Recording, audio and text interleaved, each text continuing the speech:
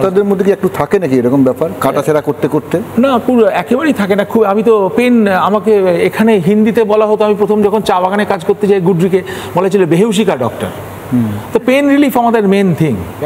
আমি এটাই বলছিলাম যে এই যে র্যাডিক্যালাইজ যে প্রসেসটা চলছে, বিদেশে শুনেছি আরো বেশি হয়, এবার এখানেও শুরু হয়ে যাচ্ছে।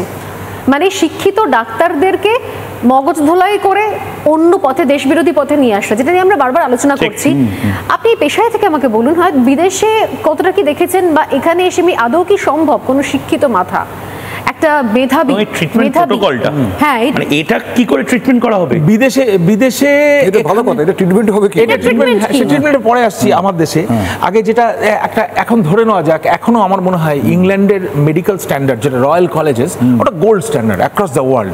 আমেরিকা মানে সেখানে এরকম জঙ্গি ঢোকা সম্ভব? মানে কেউ জঙ্গি খুব মেধাবী কিন্তু ভেতরে রয়েছে সন্ত্রাস, সেটা তো না, চান্স পাবে মানে তার পক্ষে অর্গানাইজ করা এইভাবে একটু মুশকিল হবে। কারণ ব্যাপারটা হচ্ছে, যদি কেউ পুলিশে রিপোর্ট করে, ওখানে তো ঠিক এইরকম পুলিশ না যে কিনে নেওয়া হলো, এ হলো, সব তথ্য প্রমাণ হাফিজ করে দেওয়া হলো, এরকম পুলিশ ওখানে নেই। ওখানে পুলিশ রিপোর্টিং হলে আপনার একটা রিপোর্টিং হবেই। বিকজ আমার মনে আছে দুটো ক্ষেত্রে আমাদের একটা রিপোর্টিং করতে হয়েছিল। একটা হচ্ছে আমি প্রথম গিয়ে যখন কাজ করছি, প্রথম মাসের মধ্যেই একজন এরকম সার্জন, সে একটা বিরাট ল্যাপটমি মানে পেট খুলে না, ফুল মানে পেট খুলে নিয়ে, এবং আমার পক্ষে প্রথম মাসে খুব অসুবিধা হয়েছিল। কারণ এখানে ইন্ডিয়ান স্ট্যান্ডার্ডে যে মনিটরিং, ওখানে স্ট্যান্ডার্ডটাই ডিফারেন্ট। এবং আমি কিন্তু তখন জুনিয়র ডাক্তার ওখানে, আমি এখানকার সিনিয়র হলে ওখানকার জুনিয়র ডাক্তার। আমি তখন আমার কনসালটেন্টকে, আমার সিনিয়রকে জিজ্ঞাসা করেছিলাম যে আমি এইরকম অবস্থায় কি করব।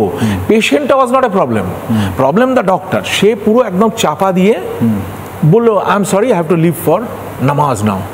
আমি পুরো শকড যে একদম মাঝপথে অপারেশনের ও নামাজে যাচ্ছে, I don't know what to do. কিন্তু ওখানে কমিউনিকেশন আছে, ওখানেও ছিল, কিন্তু আমাকে ওয়েট করতে হলো 10 মিনিট, বেকার অ্যানাস্থেসিয়া দিতে হলো, এবং সেখানে আমি একটু রিস্কি লাগছিল, কিন্তু মানে হি মেড শিওর যে ব্লিডিং ফিডিং হয়ে পেশেন্টটা মরে যাবে না। 10 মিনিটের মধ্যে আমার মানে ডিসক্রাব করতে হলো, তো স্টেরিলিটি চলে গেল, আবার স্ক্রাব করলো, করে এসে অপারেশন করলো। শেষ করার পরে আমি একটু ভয় পেয়ে গেছিলাম, কিন্তু anyway operation went on right, patient চলে গেল।